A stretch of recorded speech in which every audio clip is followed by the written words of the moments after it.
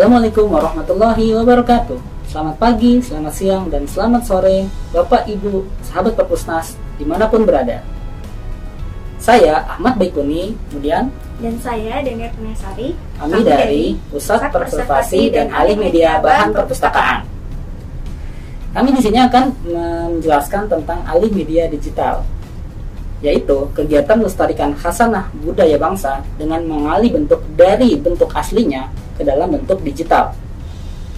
Yang mana proses digitasi ini yaitu proses alih media dari media cetak khususnya, yaitu ada koran, naskah kuno, kemudian foto dan gambar-gambar lainnya yang masih dalam berbentuk kertas yang akan didigitalkan sehingga dapat direkam, disimpan dan diakses melalui komputer atau media digital lainnya. Nah, mungkin sahabat Perpusnas ada yang belum tahu kenapa sih kita harus melakukan alih media digital. Kamu tahu nggak nih? Apa sih yang harus dilakukan? Nah, mungkin kamu belum tahu juga apa sih alih media digital itu, kenapa harus dilakuin. Tadi kan udah dikasih tahu ya apa itu alih media digital, tapi untuk apa itu dilakukan gitu loh. Yang paling pertama yaitu mengatasi kendala kekurangan ruangan. Loh, kenapa kekurangan ruangan? Emang untuk apa di dalam ruangan tersebut gitu kan? Untuk apa? Kamu tahu nggak? Untuk penyimpanan? Oh, betul sekali. Jadi dilakukan untuk menyimpan koleksi dalam bentuk aslinya, yaitu koran-koran, buku-buku, naskah kuno perlu disimpan di dalam ruangan, sehingga membutuhkan ruangan yang tidak sedikit, sehingga perlu alih media digital untuk menanggulangi penyimpanan tersebut. Kemudian yang kedua yaitu kerusakan fisik bahan pustaka. Coba kita lihat di sini, ada naskah. Bentuknya terlihat tidak modern gitu kan, beda sama majalah-majalah masa kini, ya enggak? Iya. Nah, ini bisa juga jika disimpan dalam waktu yang lama dapat menimbulkan kerusakan fisik, sehingga perlu adanya alih media digital untuk menyelamatkan informasi yang terkandung di dalamnya. Betul kan, Nyar ya? Iya, betul. Iya, apalagi kita perlu kan penamanya informasi gini. Iya. Untuk zaman modern sekarang, siapa sih yang nggak buka-buka informasi dari HP, dari media digital? Di zamannya internet, ya enggak? Kemudian, nyambung tuh perkembangan teknologi informasi. Udah menyinggung tadi kita internet, kemudian handphone. Itulah salah satunya yang paling penting untuk menjawab perlu adanya alih media digital, yaitu perkembangan teknologi informasi di masa kini. Nah, Nyar, aku pengen tahu dong, apa sih alat-alat alih media digital itu? Alat-alatnya sebenarnya banyak. Bisa pakai kamera, DSLR, ataupun seperti yang ada di meja sekarang, itu ada scanner, dan bisa juga memakai PC untuk sambungan ke scanner. Oh, itu semua alat-alatnya ya? Iya. Tapi kan kalau misalnya media digital kan berarti butuh proses juga kan? Iya. Nah, sebenarnya ini kan hardware-nya kita bisa bilang gitu kan. Nah, apa perlu software juga atau tidak? Oh iya, perlu, karena kita membutuhkan untuk pengeditan. Nah, pengeditan ini kita membutuhkan software. Yang pertama itu ada Adobe Photoshop, Total Image Converter, Book Renamer, dan Adobe Acrobat. Banyak juga ya. Mungkin kalau aku belum hafal semuanya tuh kan, perlu praktek mungkin ya. Oke, sekarang kita langsung masuk aja gimana cara mengalih mediakan. Di sini kita punya contohnya itu yaitu buku langka. Kita sekarang langsung praktek aja kali ya. Oh, bener. Aku bantu boleh ya? Iya, boleh. Jadi ini dia taruh di sini ya? Iya, tuh. Nah, pertama-tama itu kita ukur dulu ukurannya. Ukur dulu. Karena kita membutuhkan ukuran ini untuk nanti pas saat diedit, dalam pengeditan itu ukurannya kita harus sama seperti ukuran asli bukunya. Oke, di sini ada panjang dari buku langka ini yaitu 22 cm. Oke. Dan lebarnya adalah 15,5 cm. Oke. Sekarang bukunya diletakkan di tengah sini. Oke. Dan sekarang saya mencoba langsung mengambil gambarnya ya. Nanti kita sudah memakai scanner scissor ya. Sekarang ini yang ada di sini hanya ada scanner scissor. Nah, kita mulai scan-nya. Klik scan. Oke, ini langsung kita klik auto scan. Nah, gambarnya sudah terscan ya. Jadi langsung kita ke halaman selanjutnya. Langsung berbentuk digital ya? Iya. Kita buka. Nah, ini bagaimana, Pak? Apakah posisi begini bisa diambil? Nah, ini karena posisinya dianya ngangkat karena tidak seimbang antara kanan dan kiri, jadi kita nggak apa-apa untuk memegangnya di sisi paling ujung. Nanti pada saat proses pengeditan ini bisa dihilangkan. Oh, berarti harus ditahan ya untuk Iya. menjaga posisi agar Tetap tetap rata ya. Iya, betul. Oke. Klik scan. Halaman selanjutnya. Oke. Jangan lupa selalu ditekan agar posisinya rata.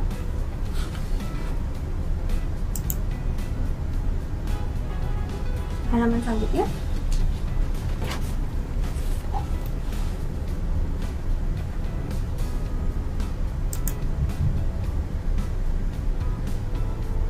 Iya, oke. Nah, sudah selesai ya. Sudah selesai. Gampang kan? Gampang sekali. Sesudah scanning, kita Iya. melakukan pemotongan gambar.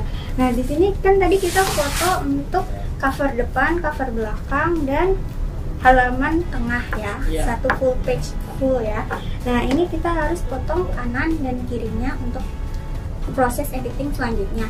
Nah, di sini kita pakai Total Image Converter sebagai softwarenya. Nah, kita pilih ke file yang tadi dipakai untuk penyimpanan, lalu pilih halaman yang full page saja tanpa back cover dan cover depan ya. Terus kita klik crop, lalu pilih tempat yang akan disimpan, folder yang akan disimpan, lalu kita klik crop, pencet select. Ini kita ukur sesuai ukuran kanan dan kiri. Ini kita ukur kanan dulu ya. Nah, di yang kanan ini kita jangan terlalu mepet untuk motongnya karena nanti akan susah untuk proses editingnya, karena kita kan selama melakukan pemotretan itu buku bisa bergeser-geser. Oh iya. Jadi kita nggak tahu nih, karena kita melakukan pemotongan sekaligus, kita nggak tahu nanti belakangnya ada yang kegeser atau tidak. Jadi kita agak sisakan sedikit. Jadi untuk mempertahankan posisinya nanti ya, Iya. agar tetap lurus gitu Iya. ya hasil akhirnya. Iya. Nah, ini sudah kita klik OK aja. Terus kita klik Start. Lakukan hal yang sama untuk bagian Yang kiri. kiri juga ya. Pilih yang flat saja tanpa cover depan dan cover belakang.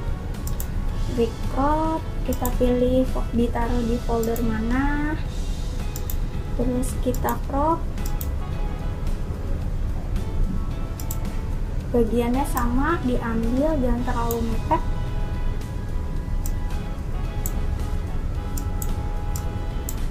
Terus klik OK dan klik Start. Nah, sudah selesai. Kita akan pindah ke book Langkah selanjutnya ya? Iya, langkah selanjutnya itu adalah merename halaman. Merename halaman ini kita memakai book rename utility. Tadi kita buka dulu folder yang sudah dipakai.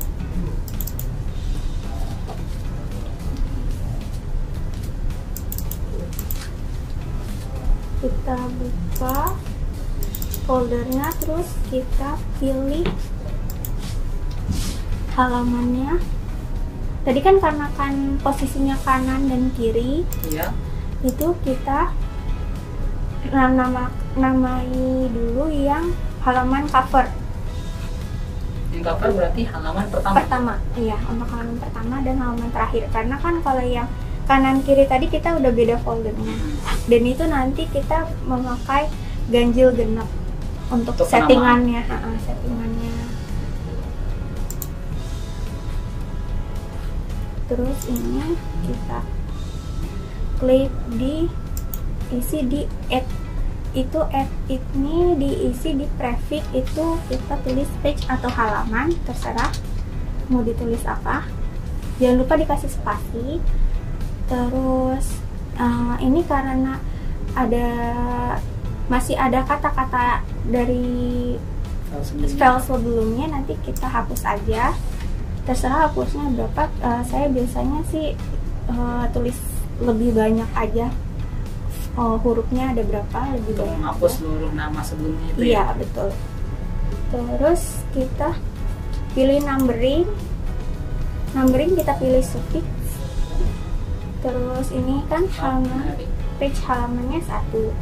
Nah, ini kita kasih tag biar menyesuaikan aja. Misalnya ada 100 halaman, berarti kan ada 3 digit angka. Jadi tagnya kita isi 3. Terus ini kita kasih di penyimpanannya di mana. Terus sudah di penyimpanan di mana, kita klik OK, lalu kita klik rename. Sudah deh keganti semua gitu. Nah, sekarang untuk yang ganjil, prosesnya sama juga prosesnya. Kan karena kita udah melakukan dari awal yang tadi, sudah kita isi page, kita udah remove halamannya juga, remove penamaan halamannya itu tinggal kita ganti di bagian numbering aja. Di sini ada start, ini numberingnya kita ganti. Tadi sudah ganjil, sekarang giliran genap sekarang. Oke. Kita genap. Jadi angka 3. Genap. Genap ya, maaf. Genap 2. Lalu ininya aja yang diganti, startnya aja yang diganti 2. Terus langsung karena pemilihan foldernya tempatnya sama, jadi kita langsung klik rename aja. Oke, sudah selesai. Kita baru lanjut ke tahap pengeditan di Adobe Photoshop. Kita buka Adobe Photoshopnya, lalu kita pilih file, open, kita pilih image-nya yang mau diedit. Terus kita pilih di sini ada perspective crop tool. Nah, ini kita pilih. Bedanya ini? Kalau crop biasa dia cuma bentuk kotak aja, tidak bisa digeser serong kanan serong kiri. Kadang kan posisi buku kan enggak kotak, harus kan pasti ada belok-beloknya kan. Tadi dibicarakan ya. Iya. Jadi kita pilih yang perspektif tool aja. Nah, di perspektif tool ini enak, dia bisa atur sesuai. Kalau miring kan jadi enak seperti ini nih. Tuh, tinggal di crop saja, jadi dia bisa lurus. Klik crop, lurus kan. Nah, terus kita buka image, terus image size untuk, karena tadi kita di awal sudah mengukur bukunya, kita menyesuaikan dengan ukuran buku asli, harus disesuaikan. Panjang 22 cm. Iya, dan lebarnya tadi 15,5 cm. Iya, kita isi 15,5 dan 22. Resolusinya kita 300 ya, karena kalau 600 kebesaran untuk di PDF. Oke, kita pilih 300. Sudah selesai. Karena ini nggak ada, ada noda dikit nih di sini, kita pakai clone stamp tool. Kita klik alt, klik di area lain, lalu terus kita untuk menghilangkan, untuk menyamakan warna di area tangan yang berubah ya, yang ingin dirubah. Tadi kan ada tangan juga kan. Betul. Jadi kita klik ini, terus sudah, baru kita save. Save. Oke. Nah, sudah. Oke. Ini kita folder yang sudah diedit semua. Image-nya kita blok semua, terus klik kanan, lalu combine supported file in Acrobat.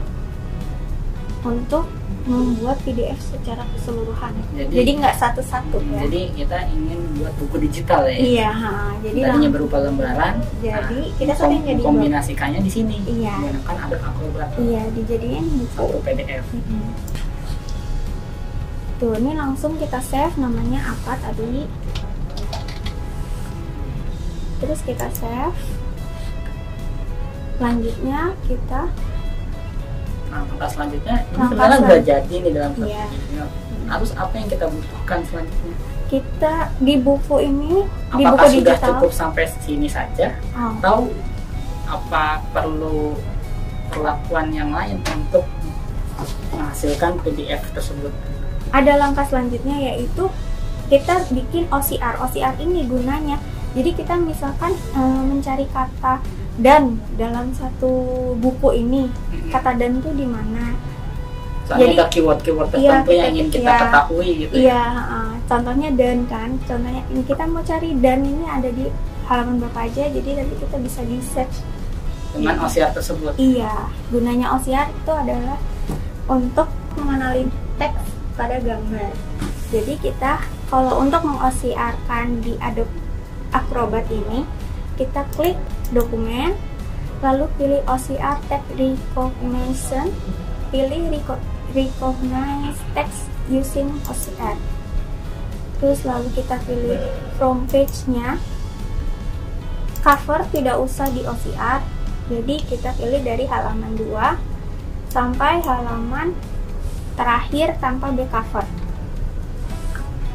Kalau bahasanya bahasa Indonesia atau bahasa-bahasa daerah Latin lainnya, itu kita bisa pilih English aja di sininya pilihan. Untuk language-nya kita pilih English aja. Tapi kalau bahasanya bahasa Inggris ya untuk Latin. Tapi kalau misalkan dia bahasanya Belanda atau apa, itu kita tinggal pilih aja di sini. Oh, jadi pilihan bahasanya untuk deteksinya banyak ya? Iya, banyak. Tinggal disesuaikan dengan koleksi apa yang digunakan tersebut. Iya, benar. Setelah proses OCR-nya selesai, kita lanjut ke proses selanjutnya, yaitu watermark. Watermark sebagai identitas. Kalau ini lo punya perpustakaan, bukunya gitu. Jadi jangan lupa ya, pembubuhan watermark itu penting ya? Iya, penting sekali. Untuk tidak diakuisisi oleh orang lain. Iya, sebagai hak cipta juga jatuhnya ya. Betul sekali itu. Kita klik dokumen, lalu klik watermark, klik add,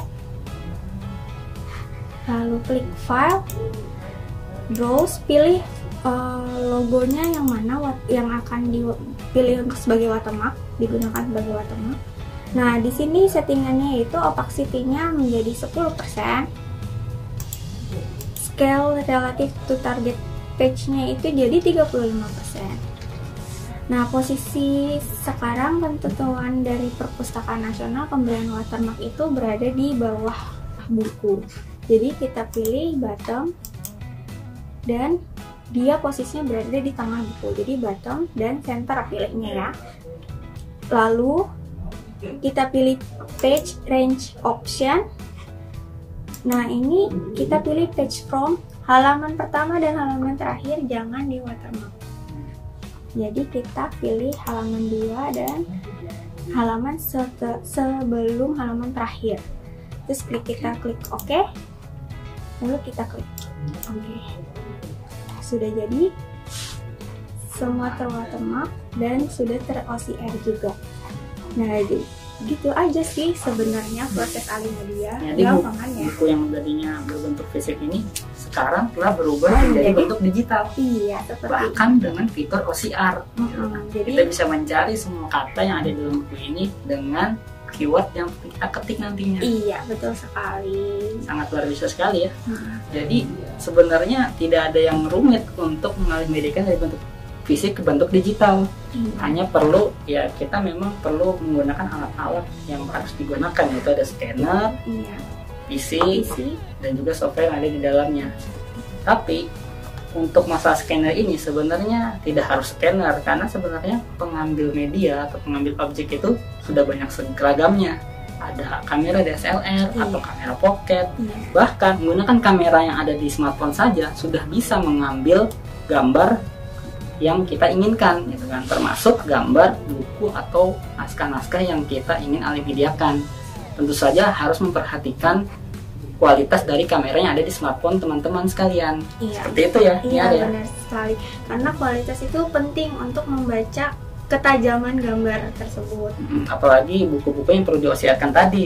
Iya. Itu sangat membantu sekali kita untuk mendeteksi bahasa yang akan kita ingin osiarkan. Oh iya, satu lagi nih, Mas Baikku nih, karena kan kita sudah selesai di sini didigitalkan, gak mungkin dong kita taruh di komputer saja kan. Pasti kita ada dokumentasinya. Nah, ini adalah salah satu contoh. Oh ini ya. Iya, kita penyimpanan kita sebenarnya salah satu contohnya adalah kita taruh di dalam CD seperti ini. Jadi yang tadi juga termasuk manfaat kenapa kita harus alih mediakan gitu. Iya, ini bisa buat jadi arsip kita juga kan jatuhnya kan. Ini adalah dalam bentuk CD, iya. ataupun DVD gitu. Jadi selain disimpan di hard disk, isi komputer, bisa juga dibarning melalui CD ini atau DVD. Iya, betul. Sekaligus untuk backup penyimpanan kita di luar dari hard disk gitu kan. Iya. Jadi setelah kita melakukan alih media digital ini, tentunya teman-teman dapat mencobanya di rumah, di kantor, ataupun di tempat kerja masing-masing. Nah, untuk lebih jelasnya, teman-teman Perpusnas dapat mengakses di mana dia? Ada di web preservasi, yaitu di preservasi.perpusnas.go.id. Sekian informasi alih media digital dari kami, saya Ahmad Baikuni, Dan saya Daniar Kurniasari dari Pusat Preservasi dan Alih Media Bahan Perpustakaan. Mohon pamit undur diri. Terima kasih. Wassalamualaikum warahmatullahi wabarakatuh. Salam literasi.